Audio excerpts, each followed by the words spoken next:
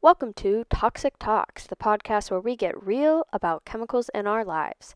Today we're chatting with a compound that's in our cleaners, our water, and even our blood. Meet DDAC, a disinfectant that loves to stick around. DDAC, thanks for joining us. Hey, Catherine, it's nice to meet you. My name is dimethylammonium chloride, but you can call me DDAC. People love to invite me to parties and then get confused when it's 6 a.m. and I'm still on their couch. What's up with that? So, for those who don't know, tell us a little about yourself. What do you do, and where can we usually find you? Most of you probably know me from Lysol, but I'm in all kinds of industrial cleaners and deodorants, even personal care products, and sometimes as a biocide on ornamental plants, basically anything that needs bacteria or fungus dead. Hospitals especially love me. Wastewater treatment plants even add me in. I'm a huge hit at swine farms, and you can even thank me for keeping your deck from rotting. I'm all over the world. It seems like you work hard. Where do you like to go when your shift is over? Oh man, everywhere? Wastewater treatment plants might be my favorite spot. I do also like to visit farm soils and hang out in rivers and lakes. Any indoor environment with dust particles, pretty inviting for me too. But I've even been found in blood and breast milk. How do you even get into these places? So, there's three main ways. First, water discharge. About 75% of me from household and industrial cleaners ends up in treatment plants where I resist degradation. Only about 25% gets removed via sludge.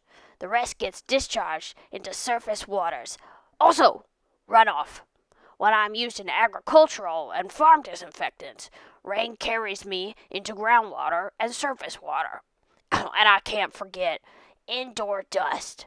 When I'm aerosolized, I bind to dust particles that get resuspended or transported through air and water. So, if you wouldn't mind explaining, what keeps you moving through the environment? So I've got a high partitioning coefficient. My log KOW value of 4.5 makes me strongly lipophilic, so I adsorb to organic matter like sediments and sludge. My positive charge also binds me to negatively charged surfaces like clay and biofilms. I get transported through effluent discharge from wastewater plants into rivers, and dust carries me through indoor air, so. Plus, I'm pretty persistent. My half-life is 180 days in aerobic systems and 261 days in anaerobic ones. So, how are humans exposed to you? So, several ways. My lipophilicity means I can be absorbed through skin, and that's usually from cleaning products. I'm actually found in indoor air dust at concentrations between 2 and 530 micrograms per gram. During the COVID outbreak, though, I was way overused, so those levels spiked. So I've been detected, actually, in about 80% of blood samples. Okay, wow. And so, how exactly do you get into human systems? Oh, so I actually penetrate skin and mucous membranes? When sprayed, I form inhalable droplets, which can also settle on dust, which could get resuspended in air. Yeah.